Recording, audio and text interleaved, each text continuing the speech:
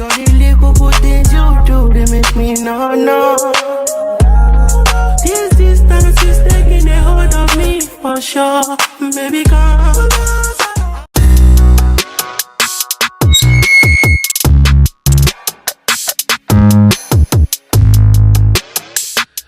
What's up, guys? Big Fortune Man, your host for tonight's episode of What? Fortune's Perspective. So make sure you hit that like, comment, subscribe button, y'all.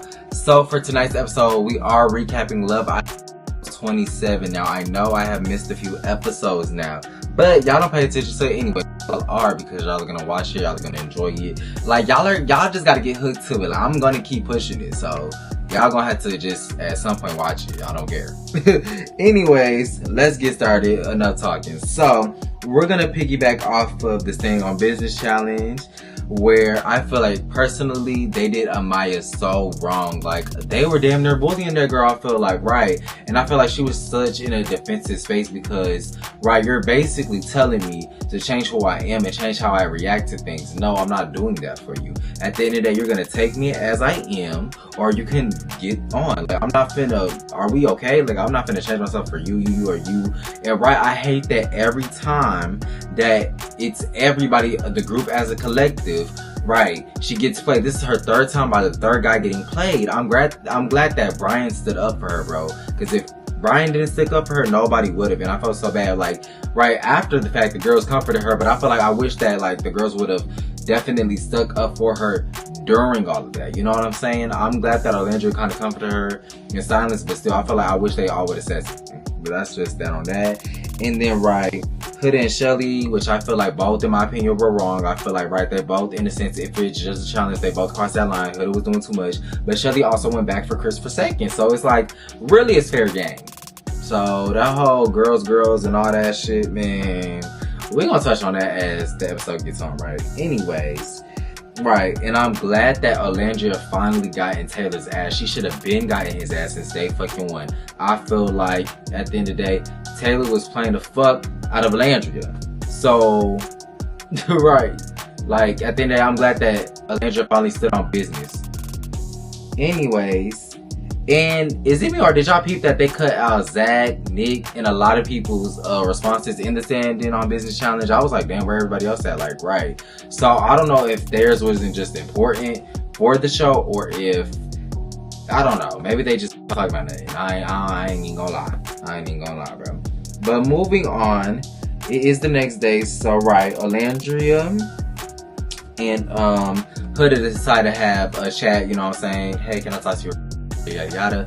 And then right, they're basically just stating how, right, Olandria was saying how, Hood, if you're gonna be a girl's girl, you have to actually move like a girl's girl. Like, right, yes, I was dead as wrong for blurting your shit out. Cool, great. I'll take ownership for that.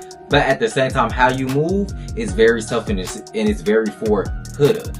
Don't say it's for Shelly when it's for Hood, right? That's what they're referring to. Because, right, you keep saying, oh, this situation is supposed to benefit you and me. No, baby, or it's supposed to only benefit you. No, it's supposed to benefit me. Just say that. Just be honest and say that. I hate when people say, or right, like when girls be like, oh, I'm a girl's girl, or when guys be like, oh yeah, I'm for the bros, but the whole time you're not, like, you're for yourself, and that's okay. But just say that, right? Don't say that you're this person and then, right, your actions show a whole different side. You get what I'm saying? And right, and Hood is valid as well, because right, she felt like nobody had her back, and right, she felt like she was Landry was dead as wrong for blowing her business out, and which I could agree.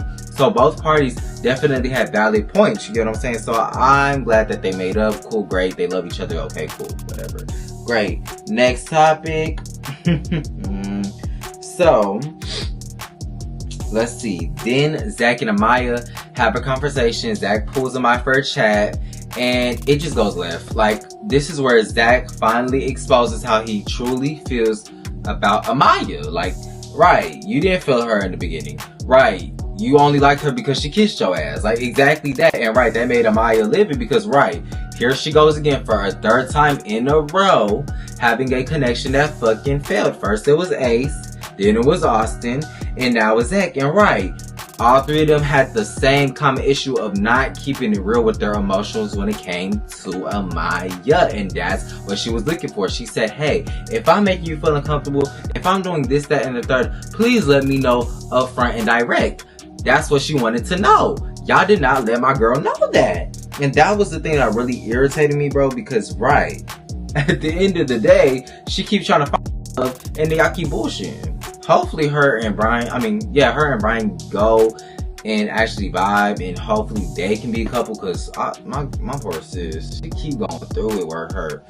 Like, that's why I love her, because it's just like, she's the most authentic out of everybody in the villa. I don't care what nobody says, she's the most authentic one out of all of them.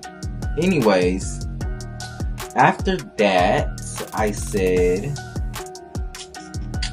also, I did forget to mention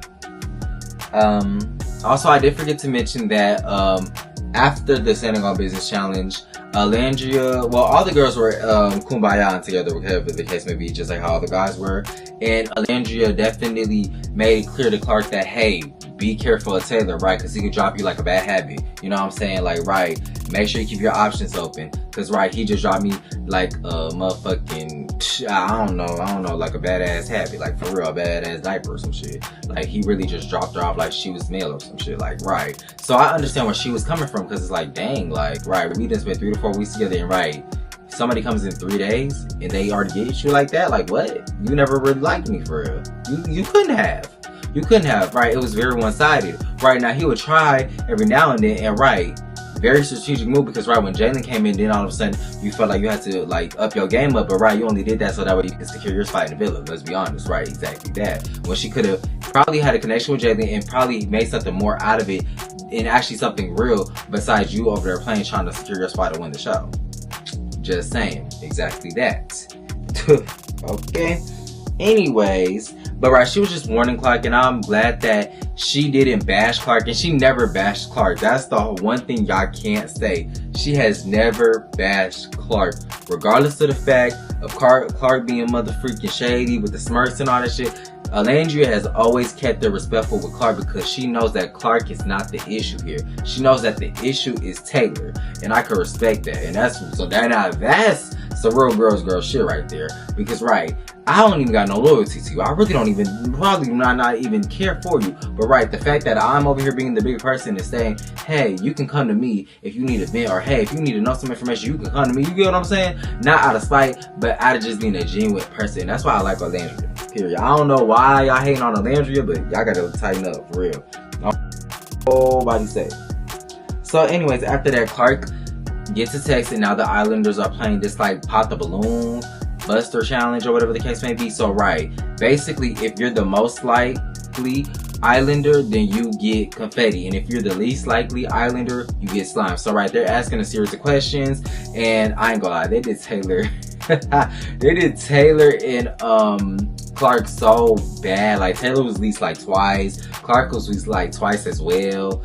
And right, I was like, damn, like, oh my god, like, America just does not like them. They are definitely not winning that 100K. Definitely not. And not a chance. Not at all. And then they even got slimed together. I was like, god damn. Like, poor them. So, and then also Huda and Adriana got slimed as well. But after that game gets wrapped up, now they get into the real nitty gritty, right? Because, you know, we did get the option to vote as, you know, fans of the show and whatever the case may be. I don't really vote. I don't vote at all, but, you know, I know a lot of y'all do. So, basically, the bottom 3 girls and the bottom 3 guys were set up for elimination. So, we had Jaden, Grayson, I hope I'm saying her name right, TJ, Adriana, Austin, and Taylor. And I was kind of not expecting them to be at the bottom. Like, Taylor, yes. Austin, yes. The girls, no. I did not know who was they going to pick, because I did see a lot of backlash for Shelly, Sierra, and Alandria. So I thought it might have been them. I thought it could have been Huda, but at this point, how can I say this? They're definitely the main stars of the show, and they have the most supporting base for the girls. So right, it's kind of hard to, you know, it's kind of hard to get rid of them. So anyways, that's when everybody just starts lining behind all of them, right? And of course, these motherfuckers done saved Taylor's ass, and I'm like, oh my god, are you serious? Like, out of everybody, Taylor, bruh. Like, get him out of the freaking villa. He should have been out of my villa like last week. Like, get that boy up out of here.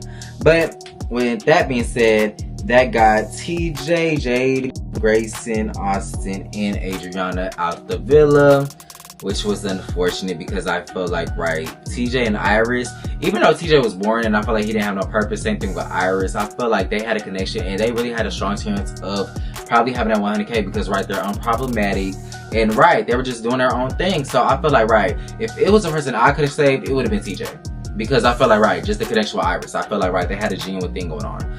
Taylor, I don't like him, I'm sorry. Like, yes, he's definitely a big part of the show, but I do feel like, right, you stringed Delandria along. You did some hoe ass shit. So at the end of the day, in my opinion, you gotta go. That's your karma. That should have been your karma. Hey, but I digress. So I did say this, right? So I did say I feel like Austin should have been left. I feel like Austin should have been left since like way in the beginning of the season. I don't even know how he made it this far, which is crazy to me. But Austin should have left. TJ was boring. He did find a connection, so I would have kept it. Like I said, Taylor's a nut. Jaden can go with Austin because they're boring. And Grayson, because her connection with Pepe didn't work out, so it was like, yeah, okay, all y'all could have really went home. For real, honestly. And then my last note before I let y'all have a good night is that I'm starting to see through Sierra's bullshit. I'm starting to see she's playing the game smart and she's a sneaky person. She's the sneaky person in those game shows. Or like, for example, right, Big Brother. She's that sneaky character that plays all the moves and stuff like that. She's really like the puppet master type shit. She's pulling all the motherfucking strings and doing all her shit. So that way her and Nick can get that #1 spot as favorite couple and get the 100K. Because in the challenges, y'all saw that, right. If we be honest, Iris, TJ, nobody really cares about them, but they're unproblematic. And then, right, Shelly and Ace ain't no competition. America really don't fuck with them like that. You can just see from the challenge, right? Same thing with Taylor and Clark. So she don't see them as competition. So I was like, okay, who do I need to get rid of? TJ and Iris, because that's a strong connection that can form that people can love. Bye. And then I feel like if Brian and Amaya start linking up there, she gonna do the same thing. But she's very calculated, very sneaky, and I'm starting to notice that. I was like, oh wow, and that's crazy because I just started noticing that shit. Because I didn't notice it before. Because at the Hannah shit, it did kind of raise an eye. But now this, I'm like, yeah, because right, you're cool with Iris, so why would you do that shit? Like, what was that about? But at the end of the day, that's my opinions on Love Island episode 27. Make sure y'all like, comment, subscribe. Let me know what topics y'all want me to talk on Fortune's Perspective. Like I said, we do story times here. We do, you know what I'm saying, celebrity shit over here. We do show reviews. We do it all. So definitely, you know, comment and let me know what y'all want me to review and get my opinion on. But I do love y'all. I do appreciate y'all. Thank y'all so much for watching and for all the support. Make sure y'all like, comment, subscribe, like I said. And listen, join Fortune Gang, because if you ain't Fortune Gang, you ain't getting no money, gang. I love y'all boys and girls, and peace out. The only little good things you do, they make me no.